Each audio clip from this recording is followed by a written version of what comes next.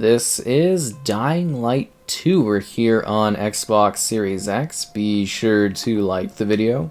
Subscribing is great as well. So this is the, I guess you would say, somewhat long-awaited sequel to Dying Light, which is what I always called Dead Island, but with parkour. And this takes place 20 years after the events of the original game. The virus won and humanity is slowly dying. You play as Aiden, a pilgrim who's trying to find what happened to his sister. So we've got a few different graphical options here. So the first, as you can maybe hopefully tell, is the resolution mode. Now there's actually 4 graphical options, and they removed one of them. The quality mode is not currently available, so we'll talk about that in a sec. But this is one of those annoying games where you actually have to change it from the main menu. So that's a little bit of a pain to showcase in a video. So resolution is 4K, 30 FPS, and it's dynamic, but pretty close to 4K. And this is where if you want your best looking world, that's where you go to get it. Out of all the mode options, that one is probably the least interesting to me personally, but I totally understand if some people are into that option, which is totally cool. So this is the performance mode. But first we'll talk about quality. So quality mode is a 1080p, 30 FPS, RT shadows with ambient occlusion experience. So that one will dramatically change the way the game looks. So shadows, not the biggest deal in the world, but the AO actually can be quite a visual and aesthetically pleasing change within the overall game. So just thought I would highlight that, and I guess at some point maybe we'll have to do another video to go over that and talk about it when the time comes, because yeah, it's kind of weird that they removed that, but I guess if there's issues, it makes sense. So this is the performance mode. So this is 1080p with a upscaling, quote-unquote, to 4K using FSR, which is AMD Super Fidelity, so, you know, basically resolution scaling technology. And it's supposed to be uncapped, so it should go up to 120 FPS. And you can definitely tell that it is a lot more fluid. I actually can enjoy the full scope of this mode with the new Elgato capture card. The magic of the 4KX, what can I say? Very, very good. And you know what? It is actually a lot more fluid than the base 60 FPS. I don't really think we're getting fully up to 120 FPS, but this will be a really fascinating mode to play when like a future console comes out down the road, because you know, obviously we can get a lot more out of it, and I'm sure this will be a mode they do some trickery with to upgrade a little bit better down the line as well, because obviously like YouTube, you know, doesn't support 120 FPS at the current point in time, so it's like I can capture at it now, I just can't present it yet to you on the YouTube, which is a little annoying. So we're going to be switching to what I would say is my recommended mode for the vast majority of people, which is balanced. So for balance mode, this is a 1404p resolution at 60 FPS, and that one is also, well, this one you're going to be seeing in a sec here, is also using FSR to achieve like upscale to a 4K resolution. So this one is pretty good. I did kind of notice some little bits here or there where like the performance kind of like is a little in some spots, at least for my initial things, but honestly it's way more than smooth enough, and it is my mode of preference just because you are getting a nicer balance. See, here's the thing, is like I love high frame rates, and they're very good for games where you are shooting stuff and being competitive, but like a single player parkour game, I think having something that's a bit of a mix of like, hey, here is you know, a good resolution quality, and here's 60 FPS, that kind of hits the mark for me. I would, if you have a screen that supports the 120 Hz, I would give performance mode a try, just so you can see how fluid it can be, as that may be your preference and kind of way to go about it. if that makes sense. So again, the decision is totally up to you, and they give you different modes and options so you can actually see things in action. And yeah, it's kind of cool. So it's a game you can play... Wow, I can't believe that brick actually missed there. It's a game you can play alone, or with up to 4 players online, which I was actually surprised that it hit the 4-player. Well, I don't know why I was surprised. I mean, Dying Light 1, right? So, I don't know why I was surprised for Dying Light 2. And you're kind of working together, as I mentioned, as Aiden, to try to find out what happened to your little sister. It's a dangerous world, one filled with treachery and danger, and you know, it's a lost world. Basically, at this point, everything went bad, almost everyone's dead, and you've got your small little mission in the world to do and to accomplish. And there's other characters you meet, and there's other things you do along the way. And it's kind of interesting from that perspective, as you are just, you know, trying to make your way in the world. There's like a little mystery backstory, and you know, it dives into the things that happened when, you know, Zero Day happened and all that stuff, and it's intriguing. It is. Like, you know, it's a cool concept. They've crafted their own world. You know, you get this Pilgrim concept where it's like these guys that, you know, you travel out in the wastelands, whereas other people kind of like just sit at home and, you know, sit in their weird UV lit areas and just try to survive in that. But you're, you know, the dangerous one that's going out there to the wasteland and try to, you know, figure out everything that's going on and gather resources and loot and trade. And, you know, the pilgrims aren't necessarily looked upon in the best of ways. Are we fighting? Like, I thought we were maybe cool. No, I guess these guys are bad. See, there's zombies and people alike that are kind of problems. Whoa, whoa, whoa, whoa, whoa, whoa. I was hopefully gathering some resources here. And then you've got your special hunter's vision, so you can see where things are. And yeah, it's about time I finally got to showcase this game, because yeah, like I tried to get it at launch. Like I was one of the first people to ever see this game. And I know that sounds really weird, like obviously not a developer or something like that. But like I was at E3 and it was like untitled zombie game. And I got to like take a look at it and see it. It was like a big demo thing at E3, you know, it was like, oh, you gotta walk by a zombie to get to this room to see it. I got like a special shirt and everything from it. Like it was a big deal. And I got to see it again the next, I think it was the next year at E3. I think it was a couple. I have like the statue from the game and everything, which is super cool. And then when it came to like review time, it was just like, nope, no code for you. And I was like, really? And then, you know, like later on, several months after launch, I was supposed to get a code and it kept getting delayed. And they're like, oh, no. And I was like, okay, whatever. And then recently I got an email from the direct people for Dying Light. And I was like, oh, can I get a code? And they're like, yep. Within like a half hour or whatever it was in. And I was like, really? I was like, I've been wanting to play this forever. But, you know, it's nice to finally get to check it out and see what it's all about. Because, I mean, Dying Light 1 was enjoyable. So Dying Light 2, obviously, you know, right in line with that, right? It's just a bigger, larger version of that, I would say. You know, new environment and stuff. And there's obviously, like, mixed thoughts on everything like that, story-wise, and, you know, everyone's greater scheme with this one.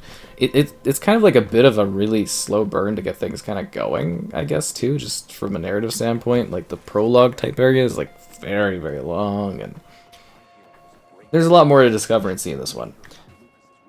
But I really just wanted to kind of dive in and finally do a video on it so I could finally be like, hey, we've covered this game. Because it's weird. It's like a pretty glaring, like, miss on my end, not having covered this one, if that makes sense. Like, it's a bit weird, right?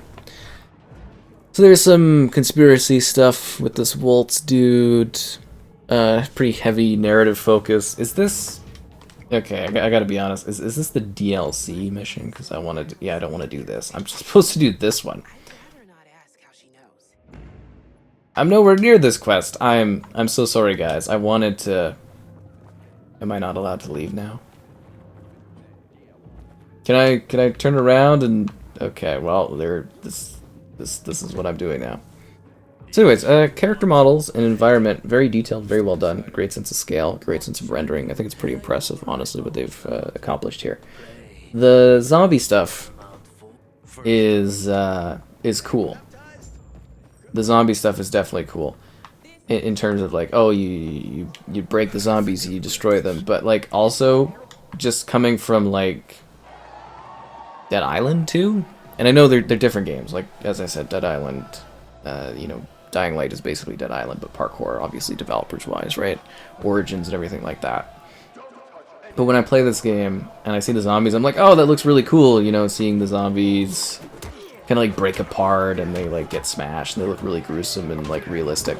But then you see the dismemberment in well, basically Dead Island 2, and it's just like a little, it leaves a little bit to be desired in this one, right? Like I think this game is more complex, a lot more complex than Dead Island, but you know, to me that's a big thing. It's kind of just like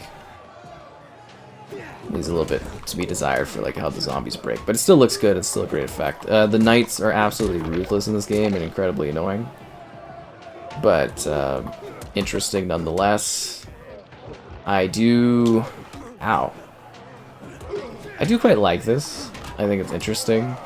I do think it takes, oh, my health was full. Oh, a bit to get into. It takes quite a bit to get your skills going so you actually unlock stuff. I think it's really fun that you can play co-op with others really easily and you can jump in, but it is kind of annoying when you're doing co-op that there's like this weird kind of like fast traveling effect to everything, and it's kind of annoying how I'd get like fast travel to certain places I didn't want to be, and I was like, oh, you gotta be kidding me.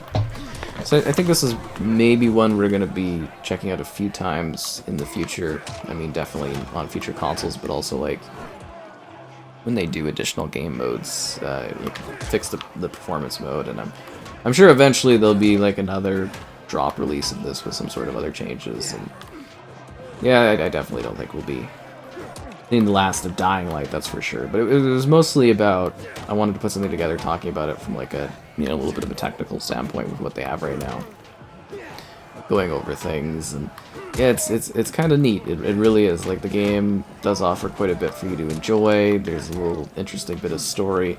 I think they do a really good job with like the environments and the level of detail in the environments. It is actually a pretty impressive like current gen world. I know it's a cross gen world, and you can see that at times too, if that makes sense. Like you could definitely look at things and be like, okay, I see how this is developed for like the cross gen, right? But there are elements where I'm like, oh, this has got some neat current gen shine in terms of just like the scale and how everything looks and stuff like that. It's actually quite impressive. Are you guys gonna die? Like, I'm just trying to kill like one of these guys. I won, but there's still a guy right there, right? Oh, he's just running away. Are you not entertained? I didn't even mean to do this. I didn't even need to do this. So, yeah, we're just gonna skip that and get into the action. So it's kind of cool. If you enjoyed the first game, I think this one kind of like feels on par with that one. See, now I'm doing skull face. Well, that's not good. Dying Light 2, stay human. Okay, but this is a DLC thing. I didn't want to get caught up in this. I hate when this happens. Bloody ties. Bum bum bum bum. Yeah, I definitely did not want to do this while we're doing this, but I guess we're holding out against the infected now. So that's fun. Wait, are you fighting with us against the infected, or are you trying to kill me? I don't know what. Okay, I think we're just killing the zombies right now. Don't you hate it when you have your weird fight club and like zombies get led into the fight club? It's annoying, honestly. You know, you're doing your thing, you're doing your day to day, and zombies breaking in. It's like, ugh. Where can you go where the zombies aren't breaking in, right? There's also some fun little Dead Island Easter eggs in this one. That's pretty entertaining. Definitely got a chuckle out of the Hoodoo Ya Voodoo vinyl. It's a good little thing. Yeah, I like when they're self-referential for things. Because yeah, it was the whole breakdown of things that caused the Dying Light series to be a thing, and I think we got the benefit out of that, right? There's too many of them. What are we gonna do? But yeah, you can see like the zombies. They look pretty like crazy and they're really aggressive. And so I'm saying like nighttime it could be like a little ridiculous of having to like manage stuff and having health and things to be able to deal with everything. Be a little annoying, but yeah, I think the big difference though is how like melee focused this game is. Like they did do a big change up, I guess, recently that did switch that up, which is nice. But yeah, it's kind of weird because like the first game, I don't know, like it just a bit odd not to have like the guns and stuff involved. If that makes sense. They definitely evolved their universe, though. I will give them that. They certainly put in an effort in regards to really trying to focus more and more on story, expanding the scope of everything. No. Yeah.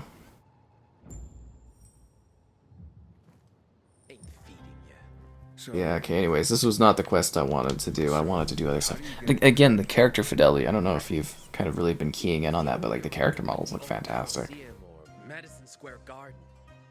Yeah, I mean, they got good detail and everything. It's quite nice. But that's the game here. It's actually, to me, it's really, really quite beautiful. Just the sense of scope and scale. Like, you can see all those trees, like, way back in the distance.